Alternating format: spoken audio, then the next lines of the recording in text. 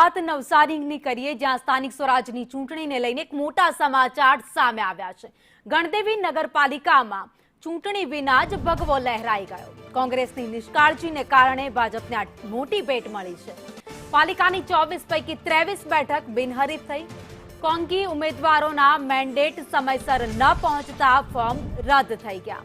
કોંગ્રેસના તમામ ઉમેદવારના ફોર્મ રદ થયા છે।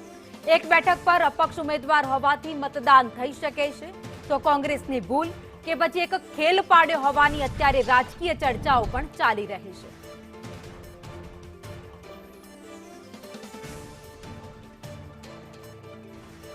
વધુ અપડેટ સાથે સંવાદદાતા રાજન રાજપૂત અમારી સાથે લાઈવ જોડાઈ ગયા છે નવસારીથી।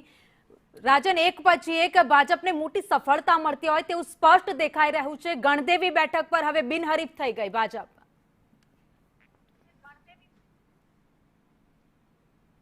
बिल्कुल भाविनी, थोड़ा समय पहला अत्यारे अर्धो कलाक पहला 12:30 वागे आपणे समाचार आप्या हता के गणदेवी बैठक जे छे भाजपने सीधी ज मळी शके एम छे। गणदेवी नगरपालिका उपर सीधी ज भाजपनी जीत थई शके छे, परंतु आ भाजपनी सफलता तो पछी कहेवाशे। सौथी पहला तो कांग्रेसनी निष्फळता आने कहेवाशे। कांग्रेसे लोकशाहीनी हत्या करी छे एवुं पण आपणे कहीए तो बिल्कुल खोटुं नथी, कारण के कांग्रेसे उमेदवारोने फॉर्म भराव्या हता। गणदेवी नगरपालिकानी चूंटणीना माटे 24 બેઠકો ઉપર કોંગ્રેસે ફોર્મ ભરાવ્યા હતા, તેમાંથી 20 બેઠકો જે છે એ સીધી જ કોંગ્રેસે ભાજપને આપી દીધી છે, કારણ કે ભાજપના જે ઉમેદવારો છે એ તમામના ફોર્મ મંજૂર થયા છે અને કોંગ્રેસના તમામ ઉમેદવારોના ફોર્મ રદ થયા છે, કારણ કે કોંગ્રેસ પક્ષ જે રાષ્ટ્રીય પાર્ટી છે, સૌથી જૂની પોલિટિકલ પાર્ટી છે, એને અત્યારે ગંભીર ભૂલ કરી છે જે સામે આવી રહી છે।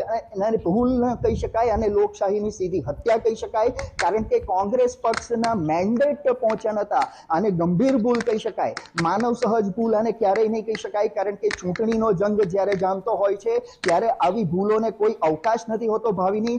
અને કોંગ્રેસ પક્ષ જ્યારે આવી ગંભીર ભૂલ કરે ત્યારે ગંભીર સવાલો ઊભા થાય છે કે કયા કારણે મેન્ડેટ પાર્ટીના ન પહોંચ્યા અને સીધી જ ભાજપને ગણદેવી નગરપાલિકાની ભેટ કોંગ્રેસે આપી દીધી છે। ભાજપનો ભગવો ગણદેવી નગરપાલિકામાં લહેરાઈ ચૂક્યો છે। ચૂંટણી પહેલા જ ભાજપે 23 બેઠકો કબજે કરી લીધી છે। મહત્વના મુદ્દા અને મહત્વના સમાચાર એ છે કે અપક્ષોએ જે ફોર્મ ભર્યા હતા એ અપક્ષ ઉમેદવારો પણ ફોર્મ ખેંચી રહ્યા છે અને હવે માત્ર એક જ બેઠક ઉપર મતદાન થાય તેવી સંભાવનાઓ જોવાઈ રહી છે। કુલ 24 બેઠકો છે, જેમાંથી એક માત્ર બેઠક ઉપર મતદાન થાય એવા હાલના છેલ્લા સમાચાર છે। ભાવિની, આભાર માહિતી માટે।